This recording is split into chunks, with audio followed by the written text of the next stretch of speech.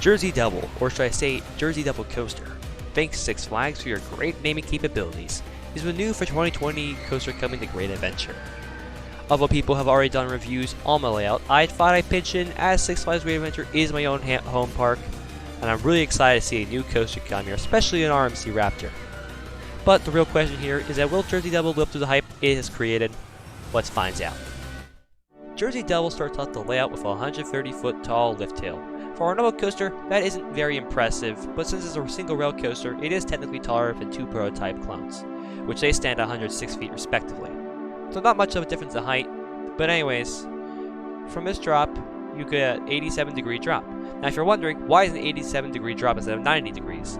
Well, if you haven't noticed, Jersey Devil uses a 12-car long train, and I'll discuss more about it later in the video, but the point is that trains are simply too long to take a 90-degree drop at the height it has. What do I mean by that? Let's look at Railblazer as an example. It's 106 feet tall with an 8-car long train. That's a 90-degree drop.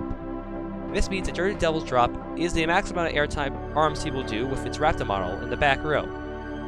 This means that Jersey Devil drop is going to give some really good air, because if it's any more, it would be too much for either a train or an RMC is comfortable with. Which, I mean, the animations already show it really has a great drop. After the first drop is the first inversion on the coaster, which is a dive loop, but not in a traditional sense like a B&M dive loop.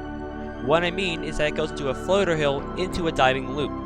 Six Flags officially calls it a rave and dive, but it is also classified as a diving loop on RCDB, which I'm going to go off of that.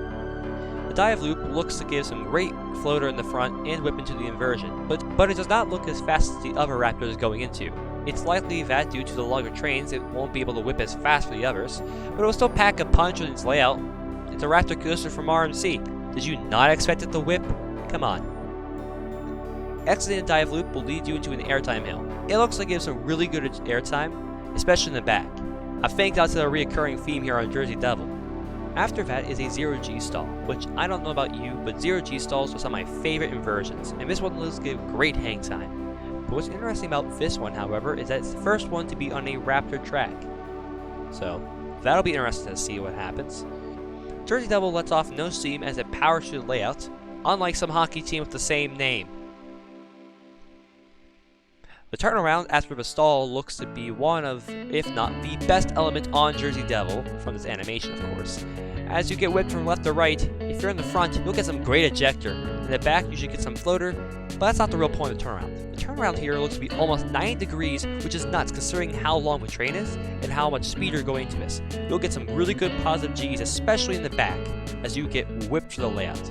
Turnaround actually reminds me of the S-bend on the first two Raptors, which have some crazy whip and ejector off the drop-off. I can imagine how intense the ejector will be on Jersey Devil considering it has longer trains, so we'll find out. But I wonder if the restraints will cause some discomfort for some people, as they use the same on Railblazer and Wonder Woman. After this is a standard 0G roll. You know, it's a standard one. Nothing too special to report here, except it's the first on once again, an RMC Raptor track. But other than that, let's just move on to the next element. It's a standard 0G roll. Oh, and when I meant a mid-course, now knowing other RMCs with mid-courses, they may or may not trim. But I wouldn't be surprised if they started trimming it if it hauls, which knowing the other Raptors, they haul a lot. But hey, it allows Jersey Devils to run 4 trains, which just greatly increases capacity of a single rail coaster, which they don't really have.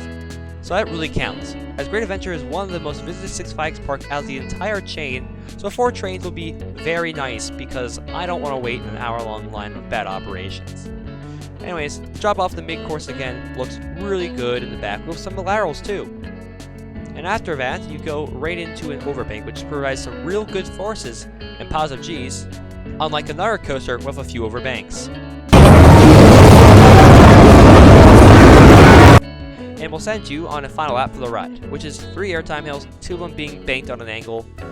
The first hill will bank to the left, you'll get some great head chopper support, and after that, you won't believe this, but you'll get the same hill, but you bank to the right, and you get head choppers.